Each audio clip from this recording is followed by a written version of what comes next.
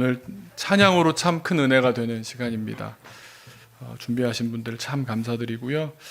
오늘 홍 목사님께서도 말씀하셨지만 신실함이라는 주제가 마음에 와닿게 되기를 소망합니다. 우리 로마서 말씀으로 하나님 말씀 나누고 있는데요. 바울 목사님은 자기의 존재 목적, 자기 삶의 목적, 인생 전부를 오직 한 가지 단어로 설명했습니다. 그게 바로 복음이었습니다. 복음 때문에 살고 복음 때문에 죽고 일생토록 복음 전하는 일에 전 존재를 걸고 살았습니다. 그런데 그렇게 붙잡았던 복음이 과연 무엇이냐? 그것은 바로 예수 그리스도 우리의 주, 이 땅의 왕이요 하늘의 왕이신 예수님이 우리의 주인이시다. 이 사실이 복음이었습니다.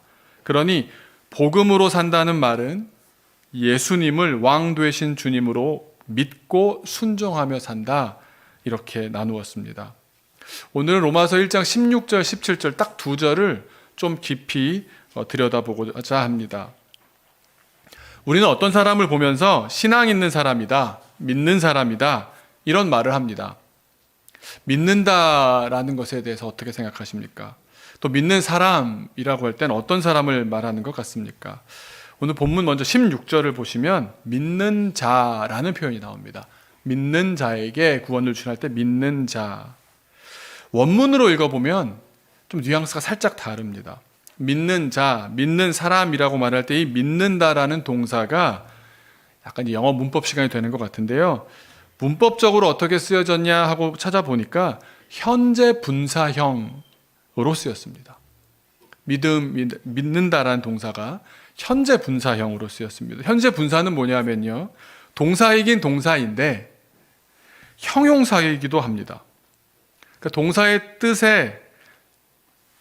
뜻을 가지고는 형용사를 만들어 버리는 겁니다. 그래서 여전히 뭔가가 진행 중이라는 사실을 나타내면서도 형용사처럼 명사를 수식해 주기도 합니다. 그래서 믿는 사람을 이렇게 수식하는 그런 형용사처럼 쓰여진 것이 현재 분사입니다. 그런데 이런 현재 분사를 헬라어에서는 언제 쓸까? 세 가지 경우가 있습니다. 첫 번째는 계속된다거나, 계속되는 행동이 있는 거죠. 반복된다거나, 두 번째, 세 번째, 진행 중인 과정이라거나. 그래서 오늘 16절 본문에 믿는 자, 믿는 사람이라는 말에서 이 믿는이라는 동사를 현재 분사형의 느낌을 물씬 살려서 원문에 최대한 가까이 읽어본다면 이렇게 됩니다. 계속 믿고 또 믿고 지금도 또 믿고 있는 사람, 그 사람을 우린 믿는 사람이라고 말하는 겁니다. 그러니까 역으로 말씀드린다면 우리가 믿는다고 말할 땐 한 번 뜨겁게 믿었다고 해서 믿는다라고 말해서는 안 된다는 겁니다. 요즘 표현을 좀 유행하는 표현을 좀 살려서 말씀드려 본다면 그땐 믿었는지 모르지만 지금은 안 믿을 수도 있는 겁니다. 그러니까 바울 목사님을 통해서 하나님께서 우리에게 말씀하시는 믿음이란 이런 겁니다. 우리가 어떻게 믿어야 되느냐? 하나님께서 바울 목사님을 통해서 말씀하시는 것은 계속해서 다시금 또 지금 이 순간도 믿어야 믿는 겁니다. 믿음이 한순간에 반짝 잘한다고 완성되는 행동은 절대로 아니라는 말씀입니다. 예수님을 나의 주님으로 믿는 선택을 날마다 해나가며 사는 것이 믿음입니다. 우리가 정말 이 분별을 잘해야 합니다. 우리가 예수님을 영접하는 일은 너무 우리가 강렬한 인상으로 남아있다 보니까 한번 과거에 있었던 사건으로 기억되기 쉽습니다. 물론 일회적으로 이루어지기도 합니다. 그런가 하면, 일회적이기도 하지만 그런가 하면 믿는 과정에서 믿음의 배경에서 잘 자라는 경우에는 점차 믿어가다가 어느 때인가 뭔가 인격적인 경험으로 분명하게 인정하는 때가 찾아오기도 합니다. 그렇지만 그때쯤이었다라고 기억하는 사람들이 많지 않습니까? 그러니까 강도의 차이는 있지만, 강렬함의 크기는 차이가 있지만 예수님과 나의 관계는 어느 순간이 있습니다. 준비되다가 되는 경우도 있고 어느 순간 확 올 수도 있지만 어느 순간에 맺어지거나 자각하게 됩니다. 바울 목사님을 보십시오.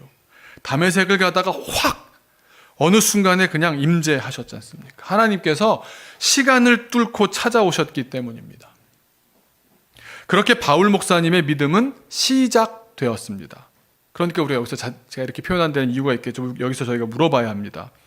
그런 강렬한 신앙적 경험이 믿음의 전부입니까? 아닙니다. 왜냐하면 진정한 믿음이란 우리가 살아가는 가운데 예수님이 우리의 주인 되심을 하루하루 굽이굽이 결정적인 고비고비마다 증언해 가는 것이기 때문입니다.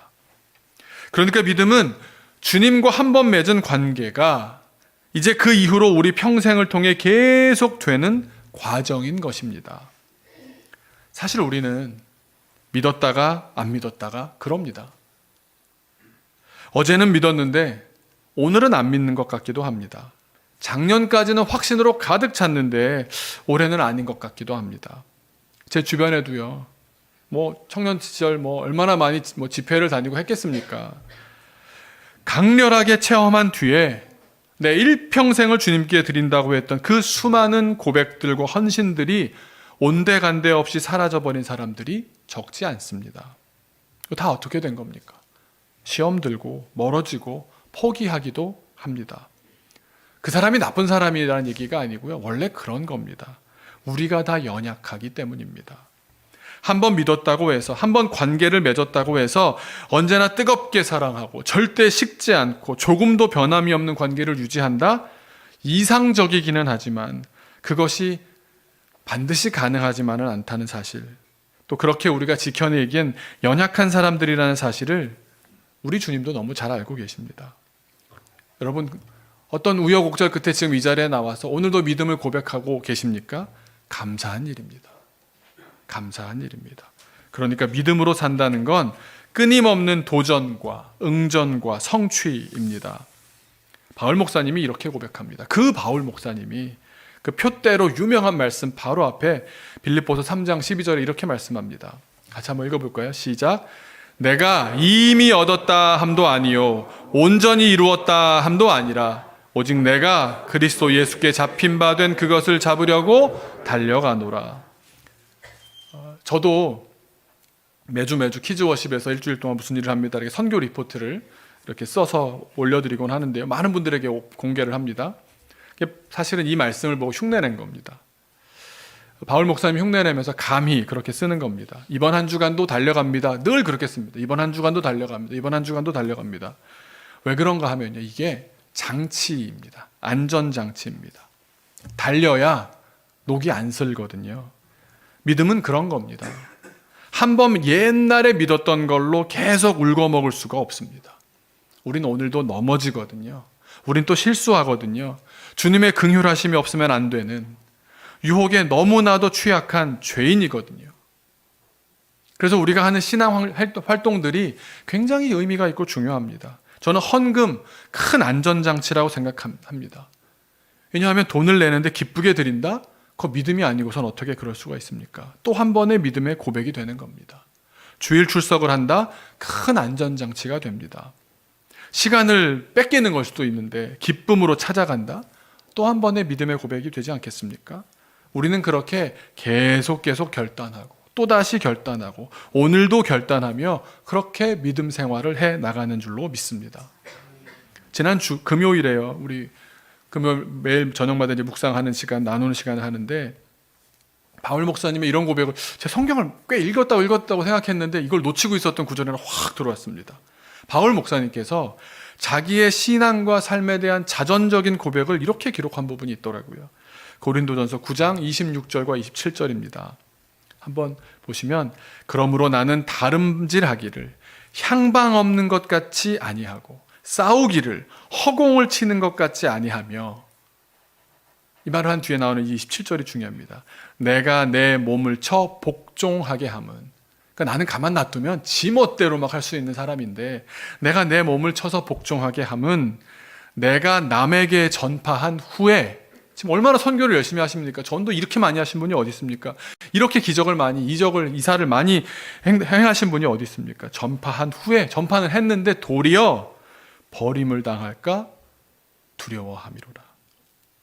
믿음은요, 지금 당장은 대단한 것 같아 보일 수 있고 혹 한번 크게 은혜 받고 크게 기름 부음을 받을 수도 있지만 나를 쳐서 복종하게 하지 않으면, 그렇지 않는다면 많은 사람에게 전 세계를 다니며 전파하고 하나님께 쓰임받고 위대한 업적을 많이 남겼다 할지라도 얼마든지 그 길을 벗어날 수 있는 존재다라는 겁니다. 그러고 나면 주님께 버림받을까? 나는 그게 두렵다. 두렵고 떨림으로 구원을 이루라는 말씀, 이런 맥락에서 하신 말씀 아니겠습니까? 지금은 역사와 기적과 이사를 막 일으키는데요. 그러다 보면 어떻게 됩니까? 여러분, 은혜 받으면 어떻게 됩니까? 그러면 어떻게 되는데요? 금방 내가 내 인생의 주인 노릇하려 듭니다. 예수님의 주인 되심이라는 게 우리가 고백을 막 하고 막 찬양을 하고 두 손을 들고 막 결단을 하고 눈물을 흘리다가도 손바닥 뒤집듯 뒤집는 것 얼마든지 보지 않았습니까? 우리가 그런 간사한 존재 아닙니까? 그래서 순종이 어려운 겁니다. 지난 시간에 나누었던 5절 말씀과도 연결됩니다. 믿음은 곧 순종입니다. 예수님을 믿는다는 것은 예수님이 우리 삶의 주님이 되시게 하는 것, 예수님의 주님 되심에 내가 순종하는 것입니다. 내 뜻대로 사는 삶이 아니라 주님 뜻대로 사는 삶입니다. 믿음의 삶은 일회적인 사건을 통해서, 한 번 일어난 어떤 사건을 통해서 본격적으로 시작되지만, 그렇게 뜨겁게 만났고 찾아와 주셨고 누구를 통해서 말씀해 주셨고 나를 손붙잡아서 인도해 주셨고 어떤 그 한 번의 사건을 주님께서 크게 쓰시지만, 이제 그때 시작되어서 인생을 살아가는 순간순간의 순종함으로 지속되어야 하는 일인 줄로 믿습니다. 그러니까 우리가 날마다 이렇게, 또 주일에 교회 오면 이렇게 물어봐야 합니다. 나는 지금 예수님을 믿나? 믿지. 그럴 게 아니라 내가 이 한 주간 참 잘 믿고 살아왔나? 나의 주님, 오늘 나의 주님은 예수님 맞나? 돈 아닌가? 사람들의 인정 아닌가? 욕망 아닌가? 성공 아닌가? 진정으로 주님으로, 예수님을 주님으로 믿으며 순종합니까? 오늘 지속하지 않았으면 안 믿는 겁니다. 그게 말씀입니다. 우리가 그렇게 믿는 사람으로 살아간다면 어떤 유익이 있겠습니까? 16절 전체를 다시 보면요, 모든 믿는 사람들에게, 우리 믿는이란 단어를 우리 이제 이해를 하시죠? 모든 믿는 사람들에게는 구원을 주시겠다고 말씀하십니다. 그러면서 그것이 바로, 구원을 주실 수 있는 것이 바로 복음의 능력이고 하나님의 능력이다 말씀하십니다. 복음이 하나님의 능력인데, 하나님의 능력은 예수 그리스도를 우리의 주님으로 믿는 사람이라면 유대인이든 간에 헬라인이든 간에 사람 가리지 않고 누구에게나 구원을 주실 수 있는 그런 놀라운 능력이라는 겁니다. 우리는 믿음으로써 구원을 받습니다. 그런데 우리가 믿음을 단순하게 그냥 한번 믿었잖아 이렇게 하고 넘어가면 우리가 구원도 가벼워집니다. 그런데 구원을 받는 믿음이 어떤 믿음이라고요? 계속 믿고 또다시 믿고 오늘도 믿는 그 꾸준한 믿음이 구원받는 믿음인 겁니다. 그래서 예수님이 언제 오실지 아무도 모르는 게 얼마나 우리를 한편으로는 두렵고 떨리게 만들면서도 얼마나 우리를 바르게 세워가는지 모릅니다. 지금 믿고 있어야 하니까요. 언제나 믿음은 현재형, 현재 분사형인 것입니다. 이제 17절로 넘어가겠습니다. 복음은 구원을 주신 하나님의 능력이 된다고 우리 16절에 말씀드렸는데, 이 복음에는 뭔가가 나타납니다. 드러납니다. 계시됩니다. 영어로 reveal이라고 나오는데요. 우리가 복음을 계속 또다시 오늘도 믿으며 살다 보면 감추었던 무엇인가가 베일을 벗고 나타납니다. 드러나기 시작합니다. 제대로 믿으면 우리가 구원을 받을 뿐만 아니라 또 한 가지 새로운 경험이 열리게 됩니다. 17절 뭐라고 시작됩니까? 복음에는 하나님의 의가 나타난다. 하나님의 의, 이게 로마서의 핵심 중에 핵심입니다. 우리에게 이제 새로운 관계가 열리게 되는 겁니다. 신약 성경 당시 유대인들에게 의롭다, 의로움, 이런 말은 어떻게 받아들여졌는가 하면 하나님과 이스라엘 백성 사이에 언약으로 맺어진 관계에서 서로 어떤 관계냐, 어떤 태도냐, 이걸 말하는 말입니다. 무슨 말이냐 하면 이스라엘 백성들이 하나님만을 주님으로 섬기면서 율법을 충실하게 지키면 이스라엘은 의로운 이스라엘이 됩니다. 의로움, 학생들 표현하면 의로움을 획득하셨습니다. 의로워집니다. 마찬가지로 하나님께서 이스라엘의 주인으로서 이스라엘을 지키시고 돌보시면 하나님은 의로우신 하나님이 되십니다. 아까 오신실 하신 줄 찬양하는데 막 오늘 설교 준비 이렇게 해놓고 있다 그 찬양 들으니까 막 가슴을 막 얼마나 치던지요.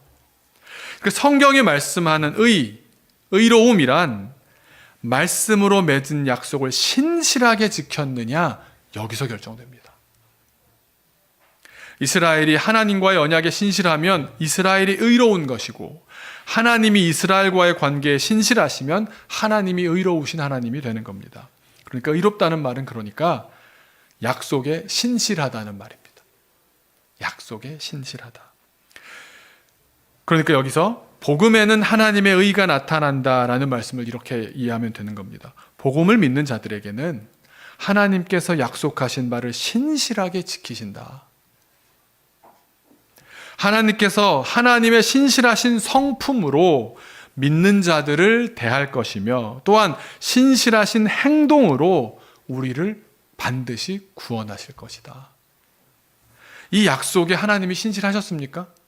약속은 이미 구약 때부터 있었는데 하나님께서 약속에 신실하셨습니까? 하나님의 의로우심을 보여주셨습니까? 그럼요. 왜 대답을 못하십니까? 하나뿐인 아들을 이 땅에 보내주셨지 않습니까? 그 우리가 지금 이 사순절 왜 보내고 있습니까? 그 하나뿐인 아들이 십자가의 길을 한 걸음 한 걸음 걸어갔던 시간들 아닙니까? 더 어떻게 하나님이 인간이 되셔서 인간의 고통을 다 겪으시면서 죽음까지도 받아들이셨는데 더 어떻게 신실할 수가 있을까요? 하나님의 신실하심을 예수님과 십자가보다 더 설명할 수 있는 말은 없습니다. 하나님은 성품도 신실하실 뿐만 아니라 행하신 일을 보아도 우리와 맺은 그 언약에 철두철미 신실하십니다. 그러기에 우리 하나님은 의로우신 하나님이십니다. 고백하게 되는 것 아닙니까? 이 하나님의 의가 이제 이어지는 17절 이제 후반으로 할 텐데요. 먼저 17절 전반부를 이게 두 파트로 되어 있거든요. 17절 전반부의 문장을 헬라어 원문으로부터 제가 직역하면 이렇습니다. 하나님의 의가 복음 안에서 믿음으로부터 믿음으로 계시됩니다. 이렇게 좀 제가 개인적인 번역을 해봅니다. 자, 하나님의 의가 나타난다, 계시된다 했는데 어떻게 계시되느냐? 믿음으로 믿음에, 믿음으로부터 믿음으로. 직역으로는 믿음으로부터 믿음으로, 제가 이렇게 말씀드렸습니다. 이게 무슨 말이냐? 믿음으로부터 믿음으로. 많은 분들이 이렇게 해석해 왔습니다. 시작도 믿음이고 끝도 믿음이고 오로지 믿음에 근거하는 절대 믿음을 말하는 것이다. 이렇게 해석해 왔는데요. 이 믿음이란 단어를 우리가 지금 같이 공부하고 있지 않습니까? 정확하게 해석하고 나면 얘기가 조금 달라집니다. 믿음은 구약에도 그렇고 신약에도 그렇고 성경을 아무리 뒤져봐도 믿음은 신실함입니다. 믿음이 신실함입니다. 다 연결이 되죠, 이제. 하나님의 의가 이스라엘과의 관계, 그 언약에 대해서 하나님이 보여주는 신실함이라고 말씀드렸지 않습니까? 근데 이 믿음도 그 뜻입니다. 믿음을 가리키는 말이 히브리어로는 에메트 혹은 에무나이고요. 헬라어로는 피스티스라고 하는데 둘 다 신실함이란 뜻입니다. 그러니까 예수님을 믿는다, 예수님을 우리 삶의 주님 되시게 한다, 어떻게 하는 것입니까? 그것은 바로 우리가 하나님과 맺은 언약에 우리가 신실한 겁니다. 예전에 이걸 아시면 이제 나이가 나오는데 성문 영어라는 걸로 영어를 공부한 세대가 있었습니다. 네. 그러면 그분들은 무슨 박사냐? 명사 박사입니다. 1장, 2장이 명사였거든요. 그래서 1장, 2장, 뒤쪽은 모르고 관계대명사부터는 뭐 버리는 거고요. 앞에 명사 공부 열심히 하는데 거기에 모든 대한민국 40대 이상이 외우고 있는 문장이 하나 있습니다. 한번 문장을 보세요. 이 문장 아십니까? 아니, 그러니까 저기요. 영어 문장. A dog is a faithful animal. 혹시 기억나시면 그래도 공부 좀 하신, 성문 기본이 아니라 성문 종합 정도 하신 분들입니다. 제가 그 전에 이 단어를 알고 있었거든요. faith. 믿음이라고 알고 있어요. 하나님을 믿는 믿음, 그 신실함, 믿음이 faith였거든요. 그래서 믿음은 faith구나. 그러면서 제가 한국식으로 생각한 믿음을 갖고 영어의 faith도 그럴 것이다 라고 생각했는데 이 문장을 해석하다가 문장으로 나오는 걸 보니까 깜짝 놀랐습니다. 무슨 뜻인가요? faithful. 그러니까 뭐 개라고 표현하면 별로 안 좋아해서 멍뭉이는 faithful한 동물이다 라는 뜻이거든요. 그래서 뭐 이게 명사에 나온 이유는 어도 그러면 종족 대표 명사. 그래서 강아지라는 것들은, 강아지라는 종족은 faithful한 animal이다, 이런 얘기거든요. 그러니까 무슨 말이냐면 충직하다는 뜻입니다. 충성스럽다는 뜻입니다. 신실하다는 뜻입니다. 이 faith의 형용사형이 우리가 믿음으로만 알고 있었는데 믿음의 기본 뜻은 신실함입니다. 신실함. 마치 주인의 생명과 재산을 위해서 목숨을 다해서 지키는 우리 멍멍이처럼 주인에 대해 충직하고 신실한 것이 주인을 믿는 것입니다. 우리가 우리의 예수님을 믿는다는 말은 우리가 예수님께 faithful, 신실하다, 주님과 맺은 그 관계에 신실하다, 이 뜻입니다. 우리는 믿음 그러면 머리로 받아들이곤 합니다. 지적인 어떤 걸로 받아들입니다. 그래서 어떤 사실, 어떤 명제를 인정하는 것이다 라고 지적으로, 머리로 받아들이려고 했습니다. 그런데 그건 그런 이성적이고 지적인 작업이 아닙니다. 믿음은 신실함입니다. 관계에 신실한 겁니다. 믿음이라는 말은 관계에 신실하다. 이걸 꼭 놓지 말고 기억하셔야 됩니다. 남편이 아내와의 결혼관계에 신실한 것, 그거 믿음 있는 겁니다. 아내가 남편과의 결혼관계에 신실하다. 그럼 어떻게 됩니까? 남편과 아내는 잘 믿는 사람입니다. 의로운 사람이 됩니다. 주인과 멍뭉이가 주인이 멍뭉이를 잘 챙기고 돌보고 지켜주고 밥도 주고 집도 주고 잘 살 수 있게 아기도 낳고 결혼도 시켜주고 하지 않습니까? 또 멍뭉이는 또 주인을 위해서 충성을 다하고 있다? 그럼 주인과 멍뭉이는 어떻습니까? 잘 믿는 사이입니다. 잘 믿는 사람, 잘 믿는 개가 되고 의로운 사람, 의로운 강아지가 됩니다. 우리가 주님을 믿는다는 것을 그냥 기도 많이 하고 기도원 가서 40일 그런 게 아닙니다. 하나님과 맺은 언약에 내가 충실한가, 신실한가, 이것입니다. 믿음이라는 말, 신실하다는 뜻입니다. 그런데 중요한 점은 무엇이냐? 관계적인 용어이기 때문에 혼자만 신실해서는 안 되는 겁니다. 언약은 하나님과 그분의 백성, 양쪽 모두가 신실해야 의미를 갖습니다. 하나님이 언약에 신실하시고 그의 백성도 언약에 신실할 때 그 언약 관계가 유지됩니다. 둘 중 한쪽이 만약에 신실하지 않다면, 신실함이 깨진다면 언약도 깨지고 마는 겁니다. 이처럼 하나님의 신실함과 우리의 신실함에 의해서 하나님의 주인 되심은 비로소 이루어지는 겁니다. 그래서 17절에서 믿음으로부터 믿음으로라고 할 때 이게 무슨 의미일까요? 첫 번째 믿음으로라는 말은 하나님의 신실함을 말씀합니다. 하나님의 신실하심으로부터 인간의 신실함으로. 하나님의 신실함, 뒤에 나오는 믿음이 그러니까 우리의 신실함인 거죠. 그래서 17절 첫 문장을 다시 한번 제가 이걸 살려서 해석을 해보면 이렇게 해석할 수 있습니다. 하나님의 의가 복음에는 계시되는데 하나님의 신실하심으로부터 시작되었으며 우리의 신실함으로 완성됩니다. 하나님은 언제나 신실하시니까 우리가 마음대로 할 수도 있지 않습니까? 그런데 우리의 신실함이 되는 순간 마치 둘째 아들이 어떻게 됩니까? 탕자가 어떻게 됩니까? 아버지는 신실하셨습니다. 약속대로 다 하셨습니다. 좀 말도 안 되는 주장을 해도 내 몫을 먼저 달라고요. 어차피 죽으면 줄 거 아니야. 둘째 아들이 아버지한테 이렇게 나가는데 줍니다. 그래? 나는 신실해서 너에게 줍니다. 아들은 아버지한테 신실했습니까? 신실하지 않았습니다. 살아있는 아버지 보고 죽은 사람 취급했지 않습니까? 다 세상 살아보고 아니다는 거 알고 조금이라도 신실하기 위해서 돌아옵니다. 그때 관계가 되는 것 아닙니까? 한쪽만 신실하다고 되는 일이 아니라는 사실입니다. 신실함과 믿음에 대한 말씀이 17절 하반절에 이어집니다. 보면 성경에 기록된 바 오직 의인은 믿음으로 말미암아 살리라 함과 같으리라. 이 믿음으로 말미암아 살리라, 의인은 믿음으로 말미암아 살리라, 이게 하박국 2장 4절, 구약성경 하박국 2장 4절을 인용한 것인데요. 구약성경은 무슨 말로 되어 있습니까? 히브리어로 되어 있습니다. 그런데 기원전 2, 3세기 정도에 이게 헬라어로 번역이 됩니다. 구약성경의 통째로 헬라 사람들이 볼 수 있게끔 이제 곧 그리스어죠. 헬라어, 그리스어로 번역됩니다. 이거 우린 70인역이라고 합니다. 번역한 사람 숫자가 70명입니다. 그래서 우리가 신약 성경 신약 성경에 인용되어 있는 구약 성경 구절들을 이해할 때는 그 신약이 쓰여질 당시에 그 성경을 쓰게 하신 하나님의 기자들은 히브리어 구약 성경과 70인역 헬라어 성경 두 개를 참조했겠구나 이렇게 생각을 합니다. 그런데 제가 질문 한번 드리겠습니다. 바울 목사님은 어떤 번역으로 성경을 읽었을까요? 네?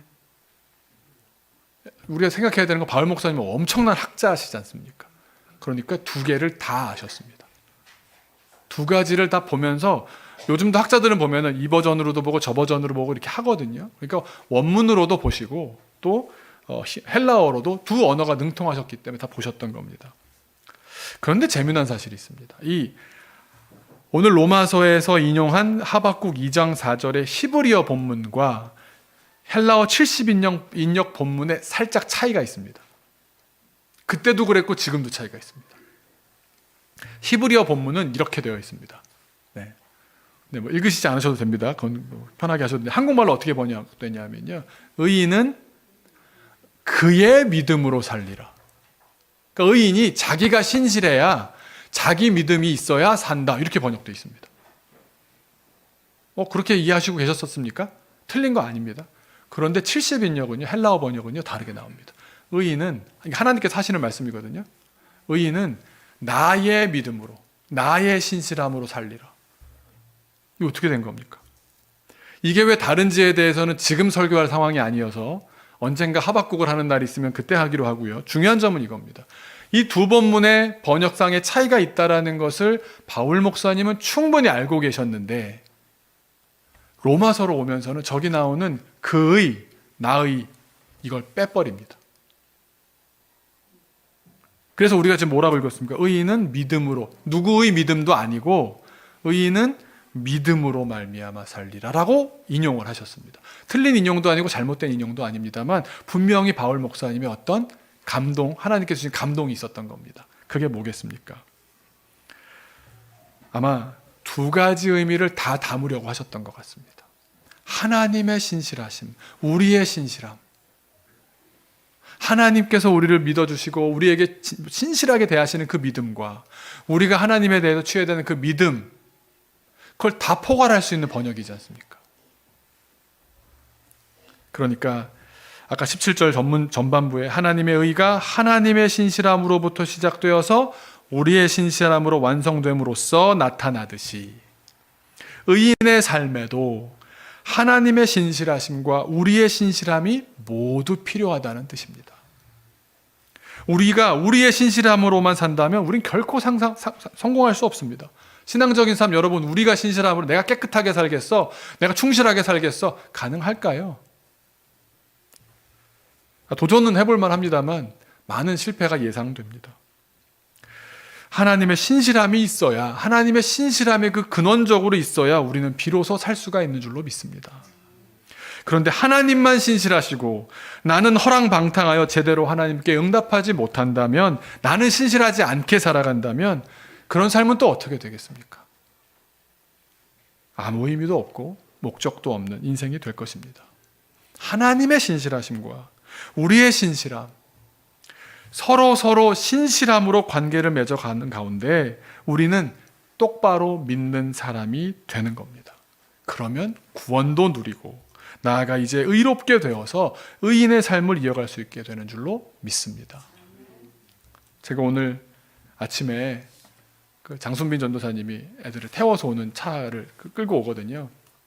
사진을 딱 보내왔어요. 목사 오늘 간식이 왔습니다. 그래서 무슨 간식이야? 그랬더니 제가 딱 말씀을 이제 마무리하면서 한번 마지막 읽어보고 있는데 그 사진이 띡 하고 왔어요. 딱 보는 순간 하나님은 오늘도 신실하시구나 라는 생각을 했습니다. 그러면서 또 나도 역시 신실함으로 살아야겠구나.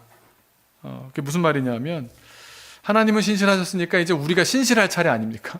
하나님께 대하여도 그렇고 또 우리는 우리를 또 믿고 따라오는 학생들을 향해서, 어린이들을 향해서, 자녀들을 향해서 신실함을 또 우리가 보여야 되는 것 아닙니까? 믿음의 신실함을. 과자를 막 이만큼 주신 거예요.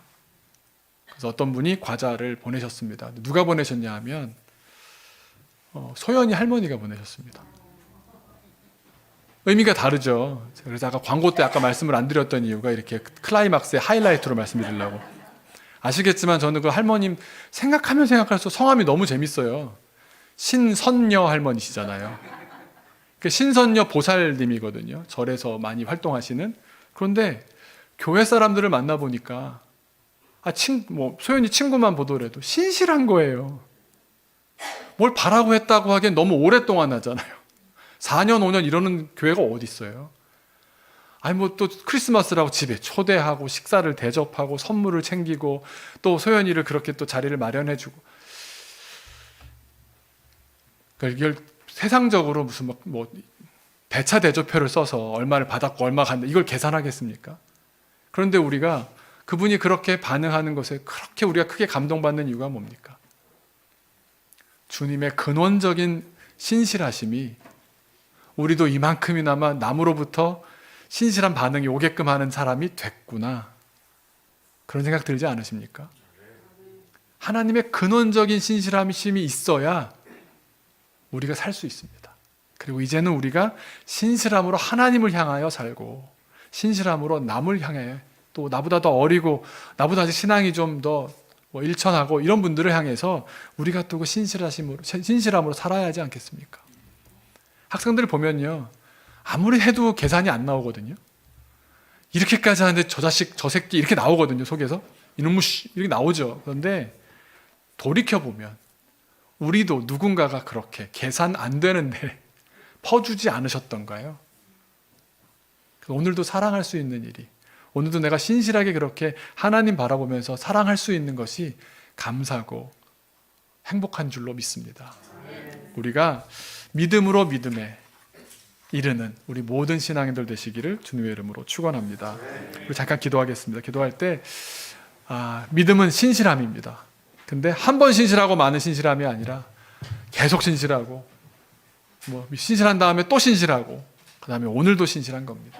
그렇게 신실한 믿음의 사람 되게 하여 주옵소서. 주님의 신실하심, 이 사순절 가운데 주님의 신실하심에 참 감사합니다. 이젠 우리도 신실하게 살게 하여 주옵소서. 우리 주님께 기도하겠습니다.